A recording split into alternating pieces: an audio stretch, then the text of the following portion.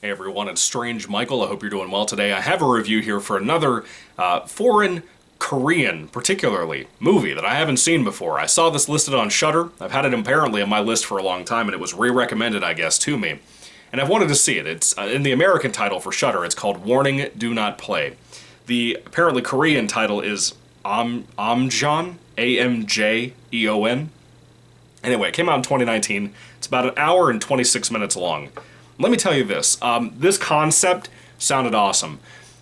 But I thought it was going to be a found footage movie. It is not. Not really. There's like a small 5-minute segment that's kind of found footage. But everything about it is not. So no matter what the concept sounds like as I tell it to you, it's not found footage. As much as I think it would have benefited from that. Anyway, this is a Korean film, as I said, about a young woman who is a rookie director, if you will. And she hears about from a friend of hers, a really good friend of hers, that there is a movie, apparently, that is cursed, that had a lot of deaths involved. It was investigated. The director apparently was put on trial and everything for the deaths of these people in the film. But the director, that went apparently crazy, claims that this film was filmed by a ghost, that it's a movie made by a ghost. That concept sold me immediately. When I read that on Shudder yesterday, I was like, I'm going to watch this shit before I go to work. And I loved most of it, if I'm being honest with you.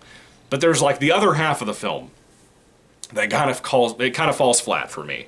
I think that there's so much in here around this mystery about this movie being made by a ghost. Again, I think it would have exceeded expectations if it had been a found footage movie, and with the kind of budget, I think they could have really done something special with that.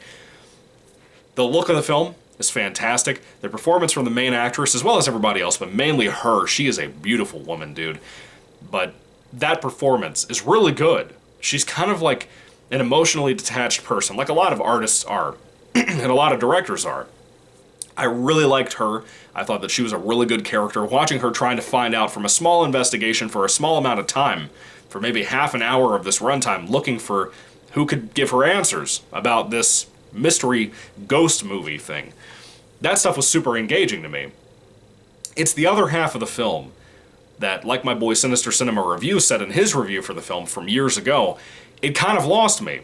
If I'm being honest with you, it kind of lost me over time about what we're supposed to be focusing on.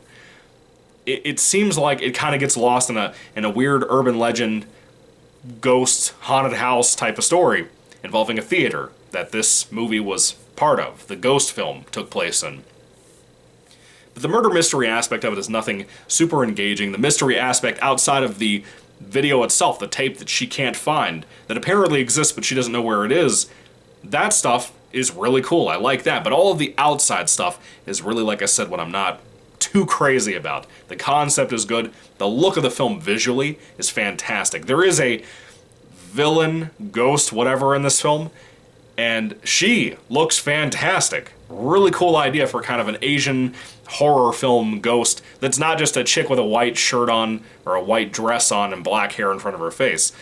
That was kind of great. I really appreciated that. I thought the makeup on this thing, the few times we saw it, was fantastic. I really liked that a lot about it. The writing was pretty strong here for the dialogue and the characters and stuff. Like I said, the performances are typically decent, but mainly the main chick is really good here. There's one other guy in the film who's kind of a nutcase who's really good too. But other than that, the film is just kind of whatever. It's right at average, right at above average, somewhere in there, but it's nothing super special, nothing I'm really gonna, burn into my brain and remember the rest of my life like fucking Donnie Darko or something. It's got a lot going for it. The few amounts of music that are used in here are pretty good too. There's not really much CGI. There's a couple of moments that do have clear-cut CGI. There's no ignoring it. That shit is horrible. The first 5 minutes of this movie had me worried. I saw the first 5 and I was like, oh, that's the kind of shit we're going to be watching, is this little thing involving a phone and CGI. That was not good. There's a couple of moments like that in here. But most of the time it's practical stuff. Nothing really CGI or anything like that. Just a couple of times there's some CGI. Other than that, though, it's a fine flick. It's above average, I guess, to an extent, depending on who you are, what you like. I love urban legend types of things. This was totally my kind of thing, and I wish I loved it more. But it's not great. I wish it had been a found footage movie. Like I said, I think it really would have been beneficial to this movie overall. But anyway, that is pretty much my thought on Warning Do Not Play, or Amyan, or Amjan, however you pronounce the film. Anyway, if I had to rate the film on a 5-star basis, I would give this a 3 out of 5 stars. I think it's good. It's not great. It's fine, it's good, right at above average, but it ain't great. It's nothing super memorable. Anyway, have you seen it? What do you think about it? I'd love to hear what you have to say down in the comment section down below. Again, 3 out of 5 stars for me. Anyway, thank you guys for watching. God bless you all, and goodbye.